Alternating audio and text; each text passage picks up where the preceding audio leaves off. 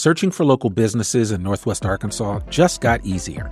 From restaurants to roofers, boutiques to baristas, FindItNWA.com connects you to the best local businesses with just one click. Discover something local, something great. Visit FindItNWA.com today. Find it fast, find it local, FindItNWA.com. Hey, it's Randy Wilburn from I Am Northwest Arkansas. We all know that access to safe and secure housing is crucial for thriving communities. That's why the Northwest Arkansas Council created Groundwork, a program dedicated to addressing the region's workforce housing needs. Whether you're a developer, policymaker, or just someone who cares about housing affordability, become an active participant in shaping Northwest Arkansas's future. Learn more and get involved in the pursuit of innovative housing solutions across NWA at groundworknwa.org. That's groundworknwa.org.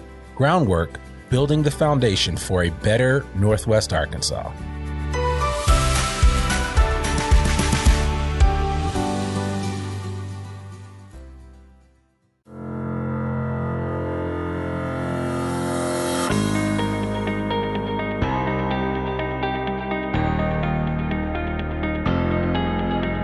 It's time for another episode of I Am Northwest Arkansas, the podcast covering the intersection of business, culture, entrepreneurship, and life in general here in the Ozarks.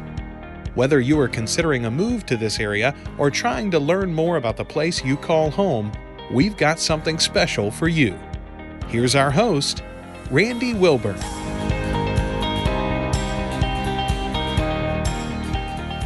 Hey folks, and welcome back to another episode of I Am Northwest Arkansas. I'm sitting here in the Furman Garner Performance Studio at KUAF, and I'm excited today because I'm actually sitting with an individual that's actually become a good friend of mine and someone that I really admire for the work that he's doing here in Northwest Arkansas. And I was so excited when he landed the job as General Manager of KUAF. And so without further ado, I want to welcome Clint Schaff to the I Am Northwest Arkansas podcast. Clint, how are you doing today? I'm doing great, Randy. Thank you. Thanks for having me. Absolutely. Well, listen, man, I'm honored to have you on this podcast. And as we were talking before I hit record, I was saying that there's a lot of potential in the area of media and new media. And so I'm really excited for you being here at KUAF and adding just some fresh blood and some fresh insight into an area that honestly has been under fire. There have been challenges for public radio across the country. And I think somebody like yourself with your background, which we're about to get into, I think it's exciting to see what is possible. And so without further ado, I would love for you to just share with our audience a little bit about who Clint Schaff is. And as we like to say, give us a little bit of your superhero origin story. Happily. Thanks again for having me. I'm Clint Schaff. I live here. I live in Bentonville, work here at KUAF, which it's a listener-supported service of the University of Arkansas School of Journalism and the Fulbright College of Arts and Sciences. And we're a public radio station. We're an NPR affiliate in this year, 2025, we celebrate 40 years as an NPR affiliate, which is a cool milestone. For me, my journey with media began as a kid living in rural North Dakota in a small town called Mandan. My siblings were all 10 to 15 years older than me, same parents. And I was alone a lot growing up in this rural town. And two things happened to me about 40 years ago. I drew a picture of a robot, and it got printed in the funny papers of the Bismarck Tribune, the paper record for the state of North Dakota. And we would come to town from our rural community to buy groceries. People say, "Hey, Clint, I saw your robot in the paper." And I say, wow, that felt really good. Made me feel not alone. And most of my career has been chasing that feeling of having my robot seen ever since. And then in more recent years, or most of my career has been about helping other people have their robot seen, whether that be marketing, advertising, or storytelling, or working at media organizations like the LA Times and now KUAF. And then in more recent years, it's been also from a values perspective, making sure that no one perpetually doesn't ever see their robot seen. Like there are lots of different types of individuals, rural Arkansans, people from different backgrounds who don't always see themselves in media. I want to make sure that everyone at least sees someone like themselves, if not themselves, in the content. The other thing that happened to me that same year, was I made a hip hop album with my cousin, John Pizzo. We were called the Wolverines. And the best lyric we had was, "The car I own is a Ferrari. It also has a built-in Atari." That was a good bar for a little kid. And we were known all over town for like our little rap duo. And then and now, I kind of use my love for hip hop music as a connective tissue to hang out with people and to bring a little quirk to our relationship. And so I actually first got introduced to KUAF via my hip hop radio show, Hip Hop Hello, which I also still have on Bentonville Community Radio at KOBV up there at 103.3. And then the KUAF picked up the show. And after the station and the university must have liked my background and brought me in as a GM. So for me, to connect those stories, I've always viewed media as an antidote to loneliness and isolation. I experienced those feelings as a kid with older siblings who was alone a lot in a rural community. It's a different type of media that brought me together with people, you know. But nowadays, and in the last 20 years, social media has been a place. People have found a lot of community. We've also seen some downsides to that form of community, but, you know, most things have pros and cons. And I really am in this job, and I view the responsibility, my superpower, to answer your question directly, is the ability to use media and content experiences to bring people together for a shared sense of understanding and hopefully a positive dialogue. Yeah.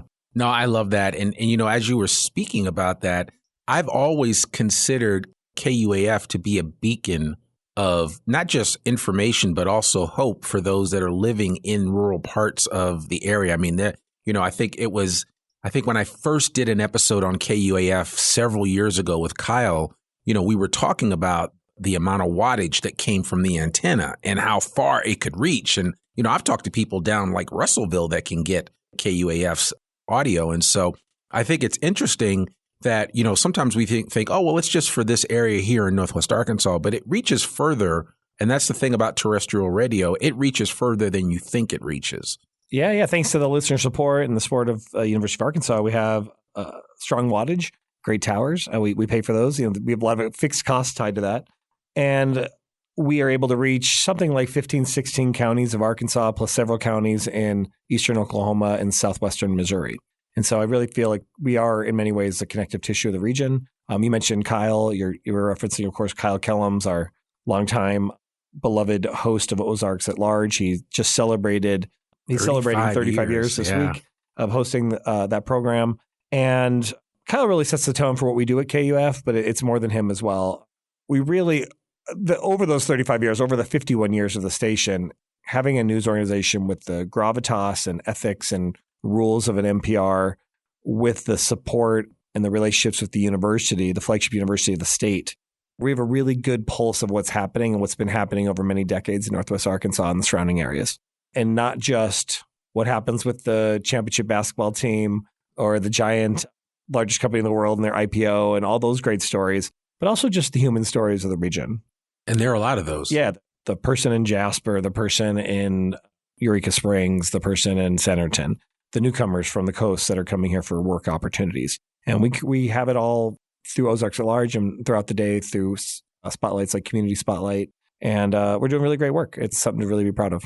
You know, it is. And I certainly want to put a quick plug in there that anybody listening to this, if you've ever listened or tuned into KUAF is listener supported. I just want to remind people of that, because as a kid growing up, I used to listen to our local NPR station in New York. And I remember listening to a station that my grandfather was on, the National Black Network. There were several, WBLS, there were just so many amazing stations, radio stations. And, you know, when you think about this day and age in the importance of getting real good information, basically every NPR station stands above, head and shoulders above the norm when it comes to veracity and when it comes to just being a station that represents not just one interest, but all interests. And I think that's important to remind people. And that's why I have a sense of pride that we actually have an NPR station in the area or region that I live in. Yeah, absolutely.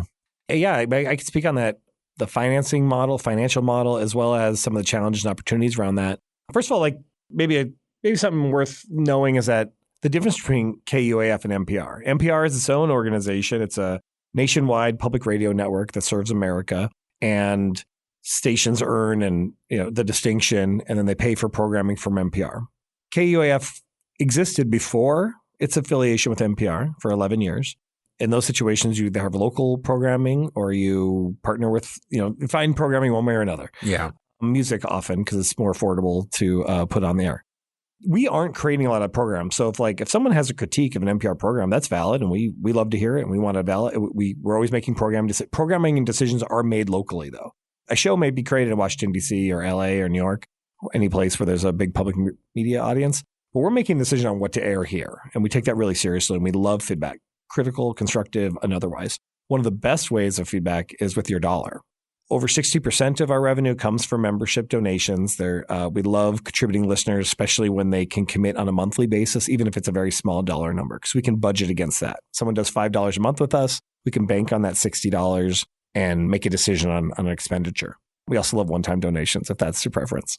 And there's a big trend actually toward people donating from the IRAs and from retirement accounts and stuff like that. There's some tax benefits to doing it that way, apparently. And actually leaving something from your estate to a radio station. It's not unheard of. And actually, we had somebody from the Arkansas Foundation, and she shared there's so many unique ways that you can give back to those organizations that you feel so strongly about. And I've talked to a lot of people here in Northwest Arkansas that esteem KUAF at a high level in terms of the value that it has brought over the years. Yeah, I've been told that we're of all the departments of the University of Arkansas, we're one or number two in terms of the support and number of donors that we have.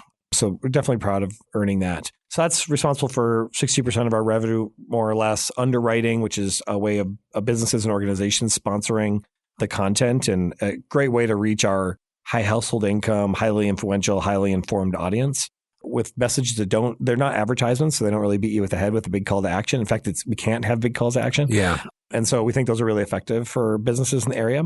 And then the remaining 20%, most of that, 16% of the overall budget, comes from the Corporation for Public Broadcasting. And that funding is going to experience challenges. There's a big conversation nationally about what public investments are to be made, and we elect people to make those decisions. And it's very possible that funding would be impacted. Walking around in March of this year, 2025, most people are like, hey, how's it going over there at the public radio station, right? Because they know about that. Sure. And I'm not engaged in politics. We're in media, so I don't have I won't state an opinion on that. But I'll say my response often to a question like that is, KUF's doing as well as you're doing. Right. If you decide, and I actually, you asked if I still host a hip hop show. There's a hip hop song on the album Black on Both Sides by Mos Def, the first song. They say, hey, Mos, what you think about hip hop? How do you think it's doing right now? And he goes, well, I'll tell you what, if hip hop's smoked out, if you're smoked out, hip hop's will be smoked out. If you're doing all right, hip hop's doing all right. I feel that way about KUAF. If you're engaged in the community and you view the work that we do as beneficial to the community and worthy of your support, then we're going to be engaged and earning your support. If you're sitting it out, well, then we'll have to cut programming and we're going to have to make tough choices. We do have some budget shortfalls. That's not a very fun thing to talk about, but it's a real challenge in this year and will be in the next couple of fiscals. But I'm laser focused on some kind of hopeful solutions to increase revenue in a real way that allow us to continue to offer everything we've been offering for 50 years. Well, and I certainly will. I'm willing to beat that horse a little bit because I know how important the Corporation for Public Broadcasting is. But more importantly, I mean, again, public radio, it's just that it is public. When you think of all the programming that does come across the wire, if you will, and I think of like All Things Considered and Planet Money, and there's so many great programs that come through. And then the thing that, again, I get really prideful about is the fact that, we've had our own program, our own version of All Things Considered called Ozarks at Large, which has run, consistently for years. And I think people should recognize that. And I know some people say, oh, well, I don't listen to the radio anymore.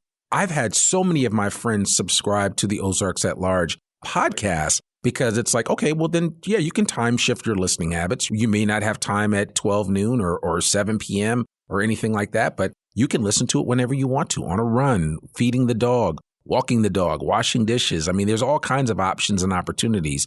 And, that brings me to this new point of, how new media has impacted, especially public radio. I mean, we could say the same thing for public television, but new media has impacted public radio. But I'd be curious to know given your background and experience with the LA Times, and you got your graduate degree at USC, a great institution, I'd be curious to know, what did you learn in your time in LA, especially working for the Times, that you would hope to bring here to Northwest Arkansas?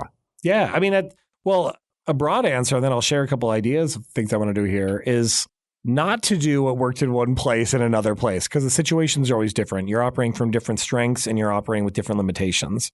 At the LA Times, we were rich in great story and great reporting, and we were behind on non-text media storytelling. And so with support of the president of the LA Times, Chris Argenteri, and a young woman who worked with me, Camila Victoriano, who's now co-founder of Sonoro, a very successful podcast network, we did LA Times Studios. And so we partnered with outside production companies, Neon Hum Media, Wondery Media, to create podcasts. One of them became Dirty John, was a huge success, spawned off a television show, 2 seasons. That spawned off a whole studio that we offered. The studio won an Oscar in 2024 for Best Documentary Short for a project I helped bring in. We did a lot of great things with very minimal budget, without any staff headcount. Well, here, we also probably don't have the ability to dramatically increase staff headcount. In fact, who knows if we'll be able to maintain all the heads we have. If we're going to grow and dimensionalize into other media that isn't terrestrial radio, we're going to need to figure out how to do it with volunteers, with vendors, with partners. And it's hard to do that within the confines of public radio and a state institution, but we're going to figure it out. Yeah. And so on-demand listening is where we need to be. We need to be in short-form video. We need to be in live events and experiences. I think especially, 5 years now out from COVID, there's still a hunger to get back to community with people. We live in divisive times, and there are things that can bring us all together, like music, like Ozarks at Large, and it's community-oriented work. Like Community Spotlight, where we highlight local nonprofits. We could have a live event around that. We think there's a lot in the event space. And all that's it's hard to do all those things at once. So we're actually starting with, we're in the middle of a Pointer Institute and CPB-funded digital transformation program. And we're actually starting with kind of an old school product, but we're looking to revamp our newsletter in a significant way. And really thinking about audience funnels and how do we grow, the opt-ins to the newsletter, how do we convert more of them into members, and really being focused on serving listeners. And one of the metrics of whether or not we're serving them is how much of that is being realized as them becoming contributing listeners. We just do really good work here every day. We don't have any days off. We broadcast, 72 hours every day because we actually have 3 stations. And there's not a lot of time to step back and strategize. So we need to optimize on the fly. And we're going to do that with a few digital products. And I also want to do it with the radio itself. Like how do we maximize the number of local voices that exist on the air, not only for our locally produced programs, but also during the breaks of the nationally syndicated shows that people love. Wouldn't it be cool if during a Terry Gross interview on Fresh Air with a newsmaker, we know the rundown maybe 24 hours in advance. Maybe we produce a locally relevant a local story that's relevant to that topic of the national story during the break of that show. Yeah. That'd be really cool, right? That would or be. Get some customer feedback, or get some listener feedback and broadcast it on yesterday's show. Hey, yesterday you heard us talking about tariffs. Well, here's some local responses to the tariff issue, and we play it during the break of that same program the next day. I think that'd be really cool. And so I have a lot of ideas about how do we tap into the community. In summary, what's the biggest challenge we have is that the funding model means that we are hat in hand to the listeners who support us. The biggest opportunity we have, it's actually a strength of ours, that's our model, because we, unlike other commercial media, we have built-in feedback loops from our customer every single day.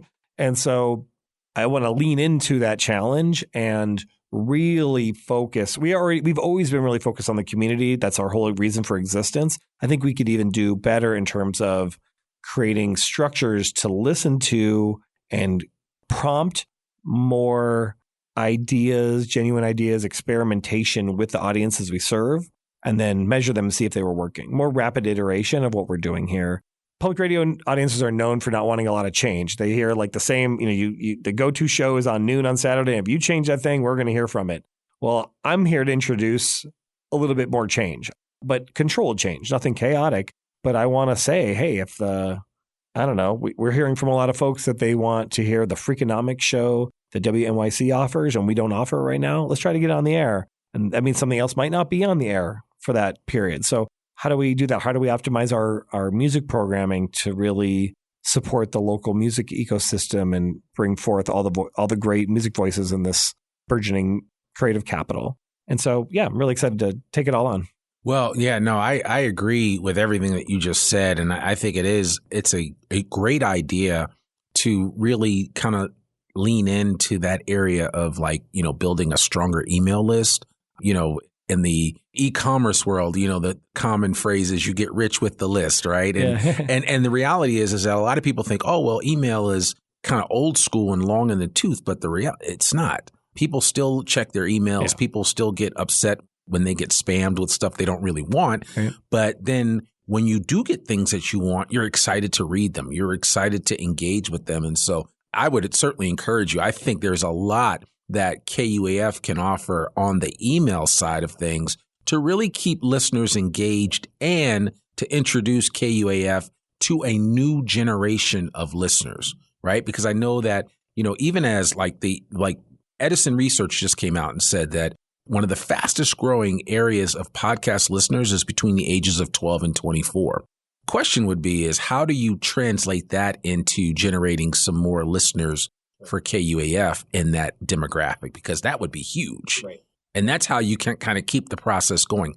I listen to radio because I watched my grandfather listen to radio. Yeah. So, but then there's been a somewhat of a break in terms of mimicking and seeing other people do certain things. And so nowadays everybody's watching YouTube. So, I'm going to watch YouTube too, right? But maybe there's a place for KUAF there as well. Absolutely. And so, I think that to me, it's yes and as opposed to, well, we got to do this or we have to do that. Yeah. And that's everything I would say as well. What's challenging is unlike a private startup that's operating on kind of funny money that they raise that they can burn through, is that we are like highly accountable to taxpayers and all that. And so, which is good, but it means that we can't go out and make investments and then hope that it'll work out. We actually have to be sustainable all the time. And so we're going to do that. And it's going to be a challenge. It's going to be really exciting. And again, I think, for anyone listening, if you're a big KUAF listener and fan, we need you to get involved in a real way. There's a fundraising drive underway this month, so you can support us there at supportkuaf.com or by calling into the station. But beyond that, we need to do things like a community advisory board that has a representative sample of the whole population that we serve, including outside of Arkansas. Maybe even including some listeners from out of state who listen, exclusively via podcast and stream. Have a kitchen cabinet, if you will. Our official board is always going to be the Board of Regents of the University of Arkansas. So this group wouldn't need to have binding authority or really, make the hard decisions because it's not their remit. But we need a sounding board. We need people we need folks who are going to come in and, I don't know, if we start tabling at the 10 great music events a month, the 10 full-time staff here can't do all those, right? So we need folks who are going to put the KUAF jersey on, go out and represent for us the way that I did before I had this job. Yeah. And the way that, others do.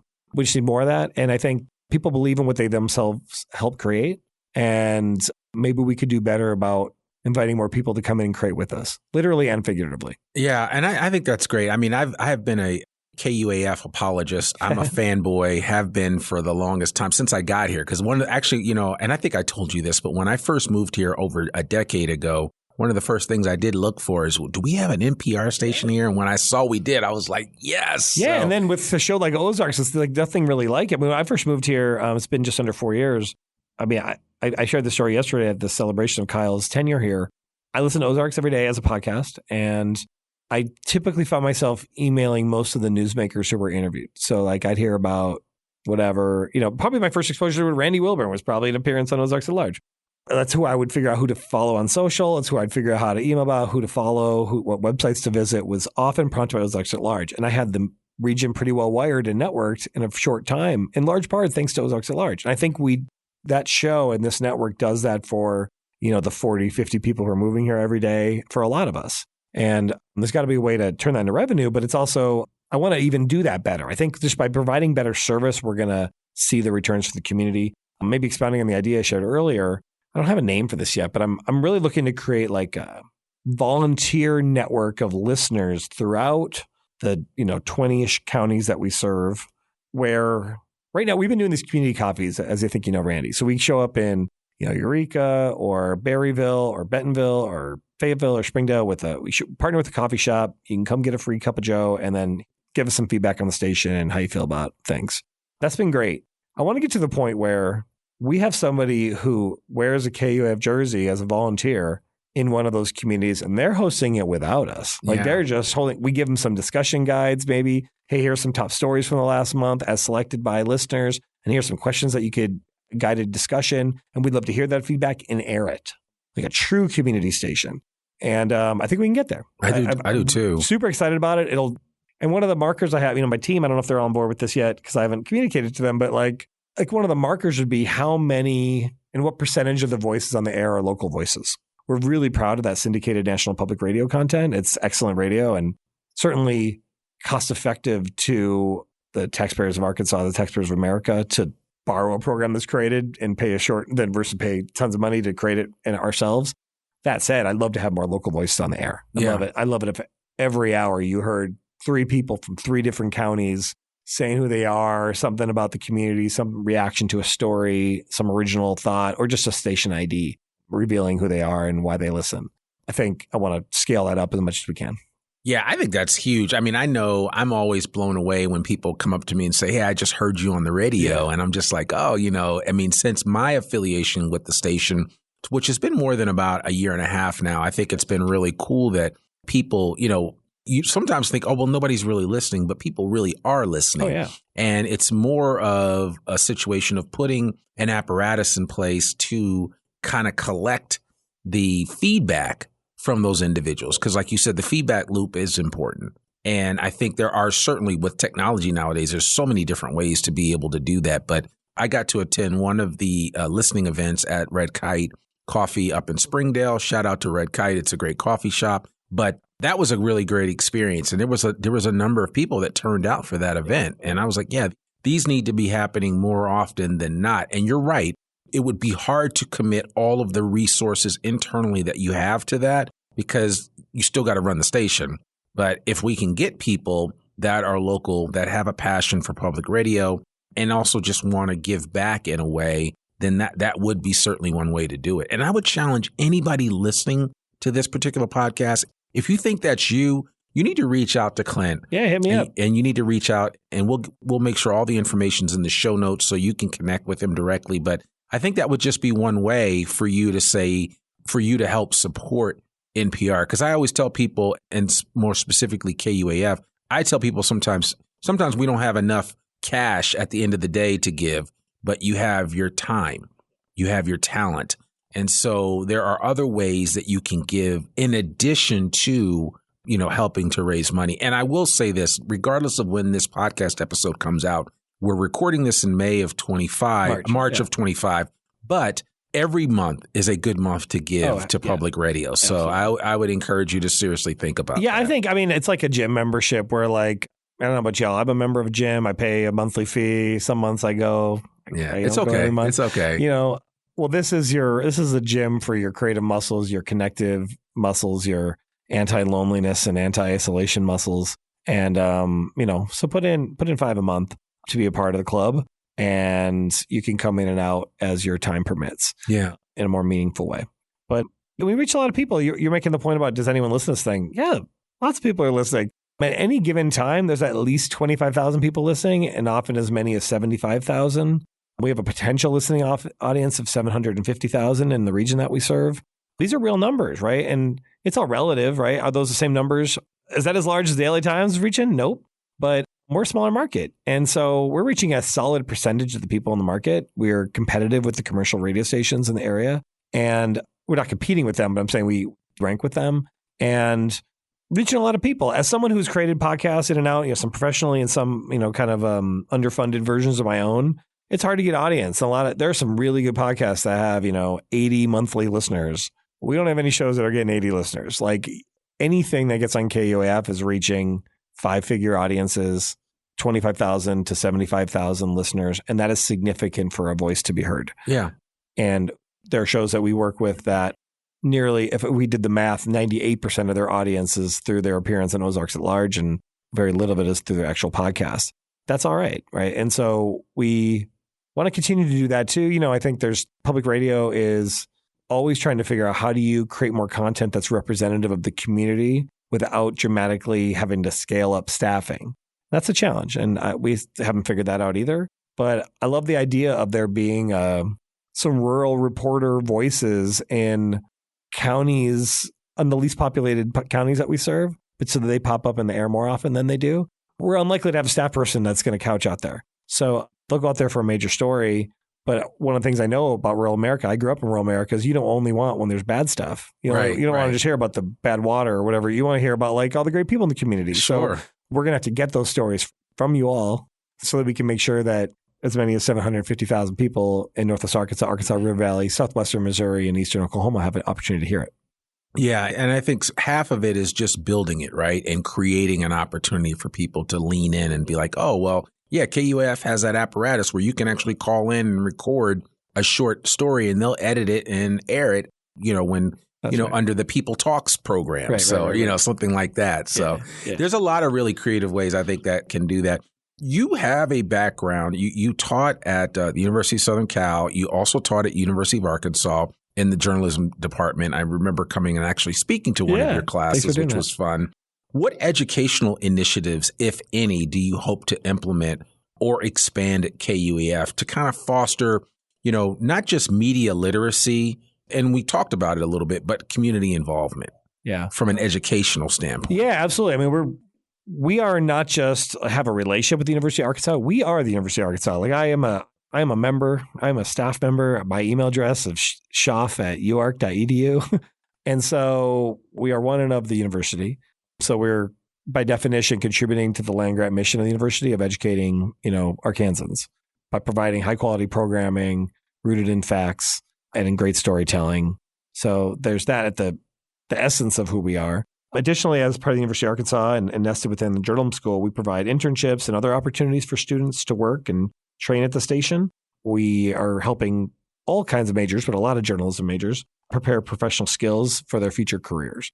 It turns out, actually, some of the best reporters at KOSU in Oklahoma and some other stations are alums of this station. One of our interns from last semester, Rachel Sanchez-Smith, has a very prestigious job at WBUR in Boston now. We're kicking out some really great talent here.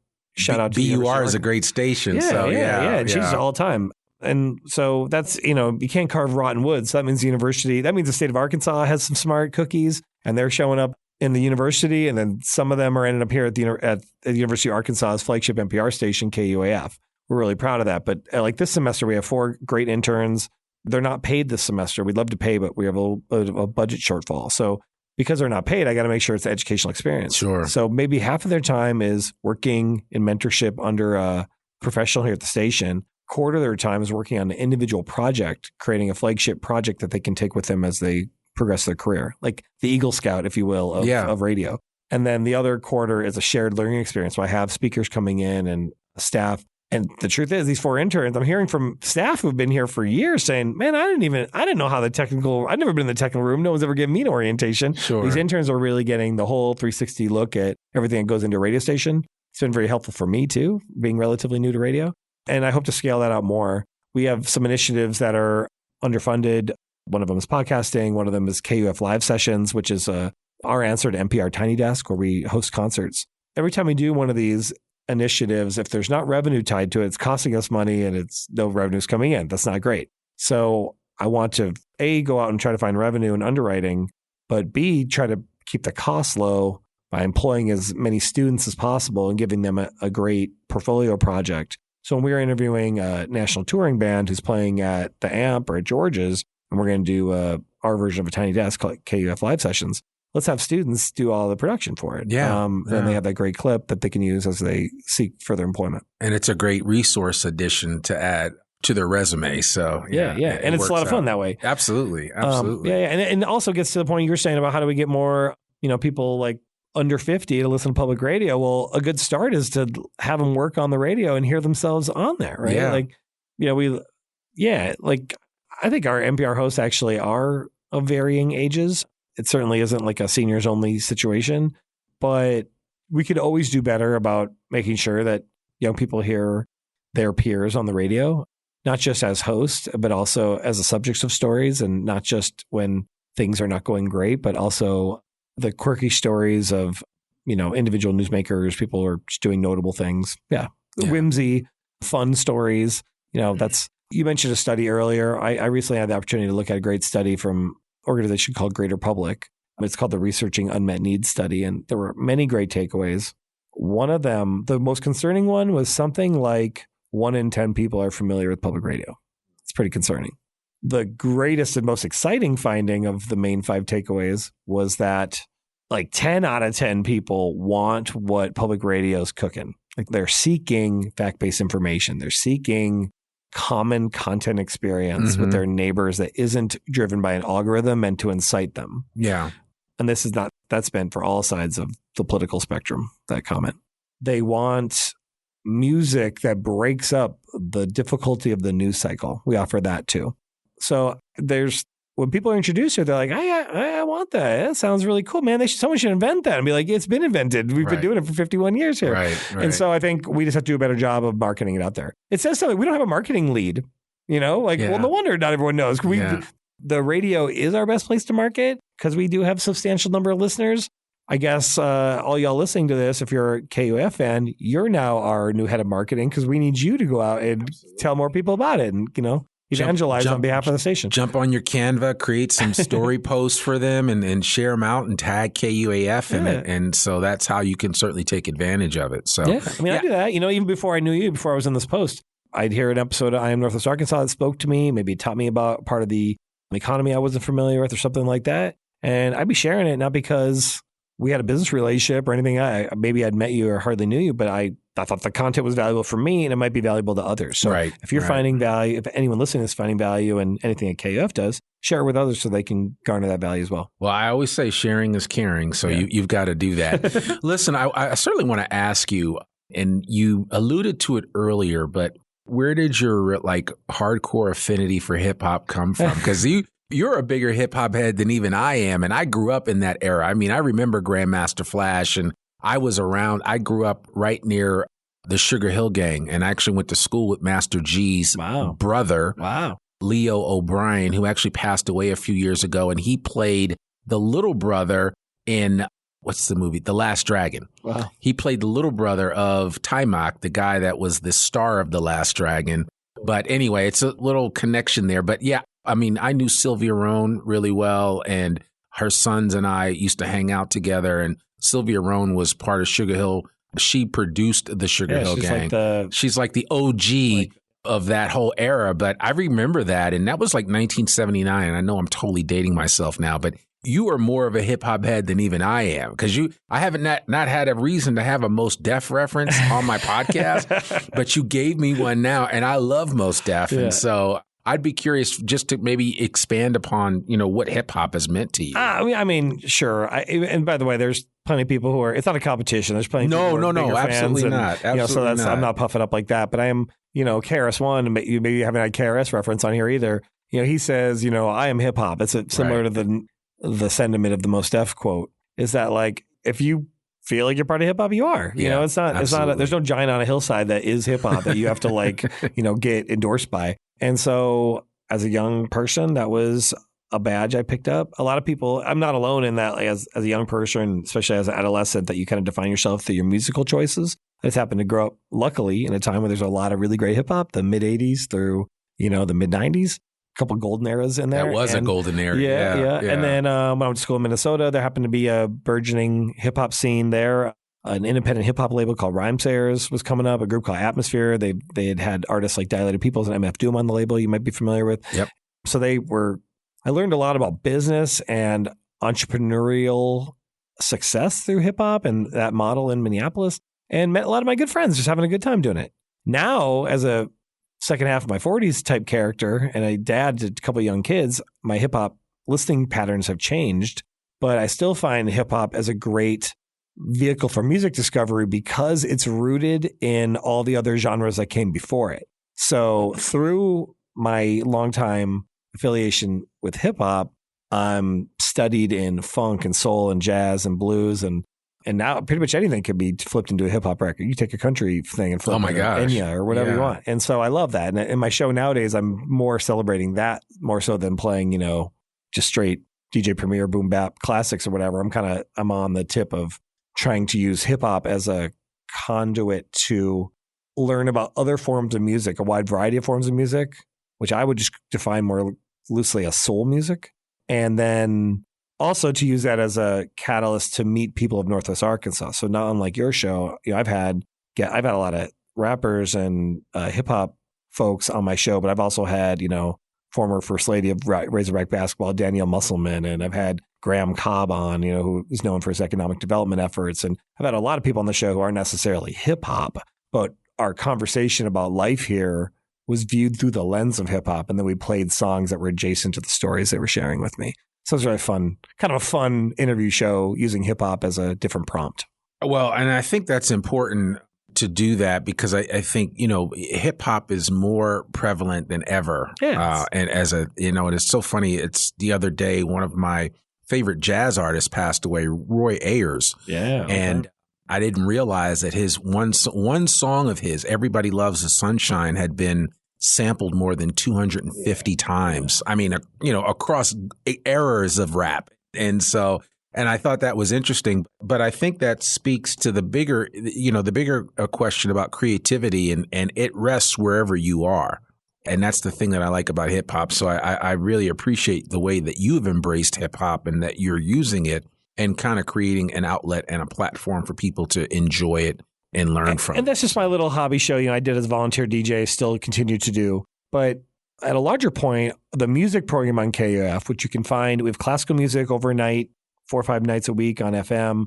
On the weekend, we have some more formats. We have some very long-standing shows like Pick and Post and Shades of Jazz and all these great jazz and blues and other programs.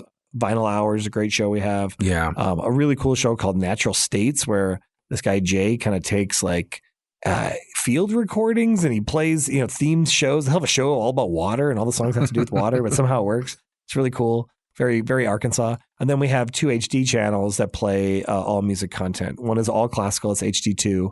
And HD3 is mostly jazz with some other more contemporary. I tune into it in my car all the time. So, yeah. And so in each of those, we're trying to celebrate Ozarkian music. We're trying to celebrate American music. This isn't about so when I'm playing a hip hop show, it isn't about that being some other form. It is an acknowledgement that jazz, there's an argument that jazz is like a top 10 American invention of all things, right? Yeah, exactly. And musically, maybe number one. Yeah. Hip hop's right there, right? It is, and so it is. to not have any hip hop on these airwaves would be a miss. It would be. But there's a lot of other forms of music, including a lot of stuff you associate with the region, that picker music, the Americana music, the country, and we really revel in that too. And while that might not be my preferred music genre, I absolutely love it too. Sure.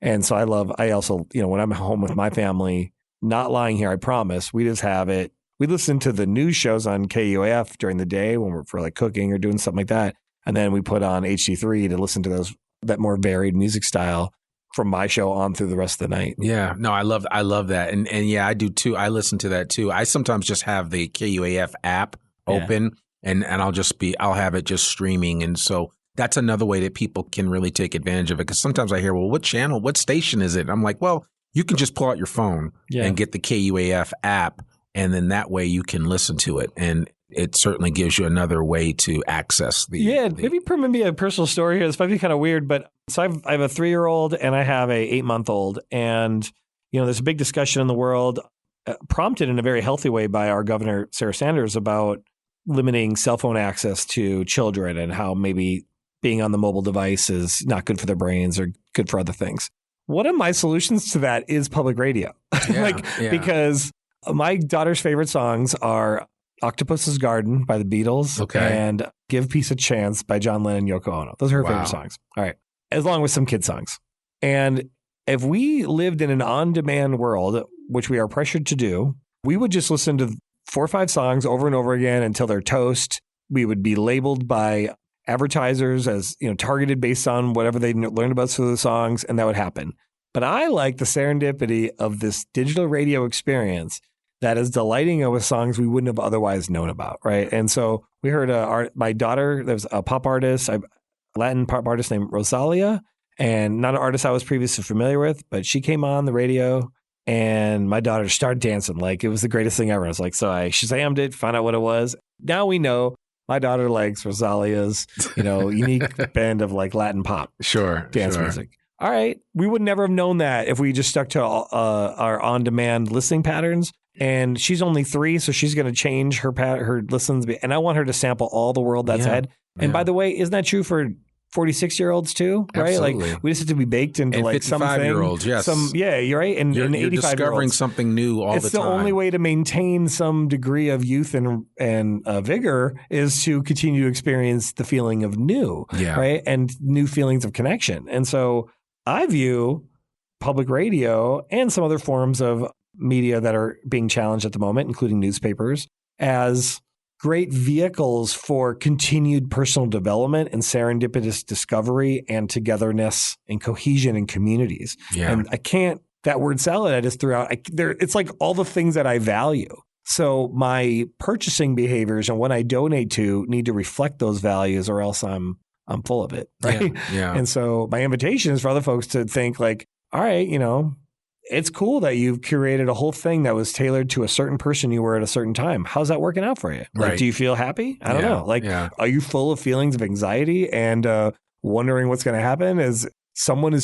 All of us are being told by someone that the world's crumbling around us. Right. How does that feel for you? Yeah. So maybe choose some media that doesn't tell you that or tells you that in moderation along with some healthier and communicate some hope too, right? I think it's important. So we don't put our head in the sand either to whatever challenges, but we can boogie to some music, we can jam to Rosalia, and we can listen to jazz and classical. I started to beat this horse here with the story, but I was just dropping my daughter off this morning at her school. She's 3 again, and we have Sirius XM in our car. And shout out to Sirius XM. I like Sway Calloway. I'm a big fan.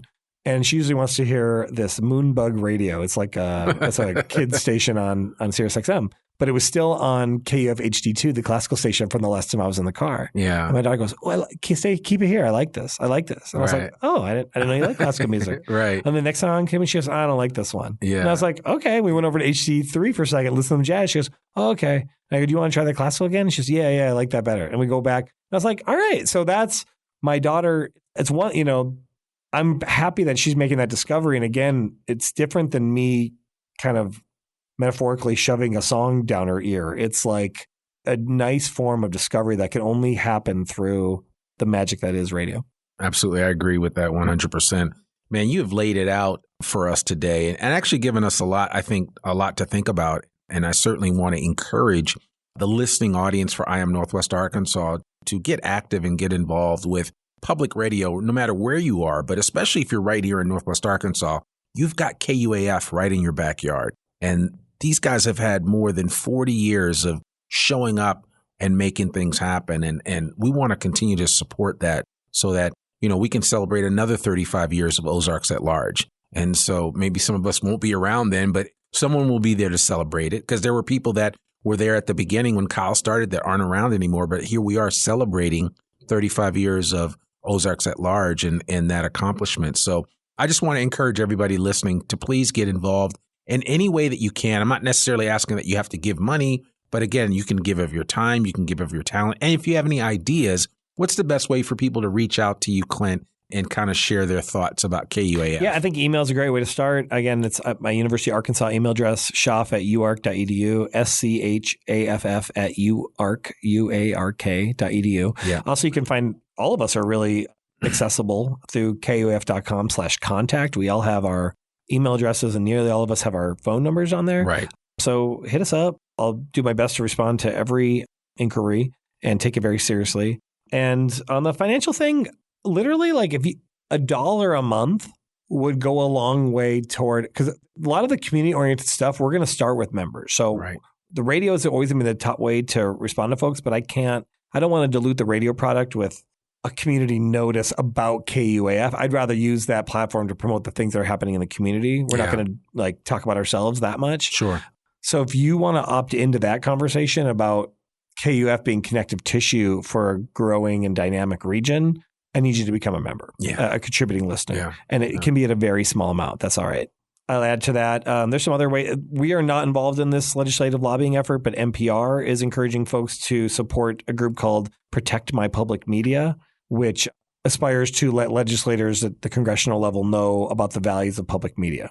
And so if that's something that interests you, or if you want to just be informed about that debate, that'd be a good place to check out. Yeah, we'll put links to all of everything that Clint mentioned we'll put links to all of that in the show notes. And so we will definitely share that information out. So. Yeah, because there's some other benefits to public media that I think don't get recognized. When we talk about the programming, it's excited to talk. I mean, to me, it's like we do news and music. That's what everyone knows. But the underlying current of all of it is the idea of community that I think we need to do a better job of telling that story. That's the story I'm here to tell today. And then there's some other benefits. We support the economy in a real way. There's a lot of our coverage is about supporting new businesses that launch, supporting nonprofits and their efforts to raise funds, promoting their galas and stuff like that. Like if that were to go away, all those organizations would feel the impact. Yeah. There's also a public radio safety component. We aired 75 emergency alerts last year. And in fiscal year 2024, we live in an area that experiences significant weather events. My basement flooded last May when the tornado came. Mm-hmm. And radio is one of the best places. TV is a good place to go. They have meteorologists on staff. We don't. But TVs lose electricity and radios do not. They are battery powered. And so your car you can still find out what's happening. So it's a really important part of what we do. And there are many parts of much of Arkansas is rural. And there are many folks who depend on this programming and this system of public radio for safety alerts. Yeah. And so if you may not like this or that about public radio and you should make your voice heard, we do not want to throw the, metaphorical baby out with the bathwater. There is a safety component here that cannot be erased. Oh, yeah. And it can be the difference of life or death. That's so, right. Yeah. So I appreciate you sharing that. Clint, man, this has been a pleasure. And this was what I was actually hoping for when I originally invited you to come on. And that offer and standing is always going to be open to have you come and kind of share with us an update of how things are going here at KUAF and all the amazing things that you guys are doing. And again, just from my own personal perspective, the fact that you guys opened up your space to me to be able to share the stories and tell the stories that I think are important here in Northwest Arkansas, especially as it pertains to business, culture, entrepreneurship, and life. I really, really appreciate you guys, all of you and Kyle and the most amazing group of folks that are here at KUAF. And so I want to just personally thank you for all that you do and for what you continue to do. And I'm rooting for you, as I know so many others here in Northwest Arkansas are. So thank you so much. Yeah, thanks for being part of the family. I know your segments on Talks at Large are great radio and provide much needed perspectives. And we aspire to even have more community voices supported through KUAF. The forums may change and evolve over time, but we want to be more in that direction, not less. Right? Absolutely. Absolutely. I agree. Well, folks, that's another episode of I Am Northwest Arkansas. To learn more about us or to read or download the show notes from today's episode, visit IamNorthwestArkansas.com. You can listen to this podcast and sign up for our free newsletter to keep up with us and all things NWA. Please sign up today. You can subscribe to the I Am Northwest Arkansas podcast wherever you listen to it. And please, please, please consider rating and reviewing us on Apple Podcasts. Remember, our podcast comes out every Monday, rain or shine.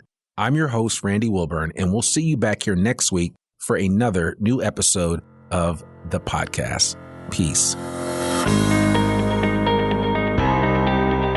We hope you enjoyed this episode of I Am Northwest Arkansas. Check us out each and every week, available anywhere that great podcasts can be found. For show notes or more information on becoming a guest, visit IamNorthwestArkansas.com. We'll see you next week on I Am Northwest Arkansas.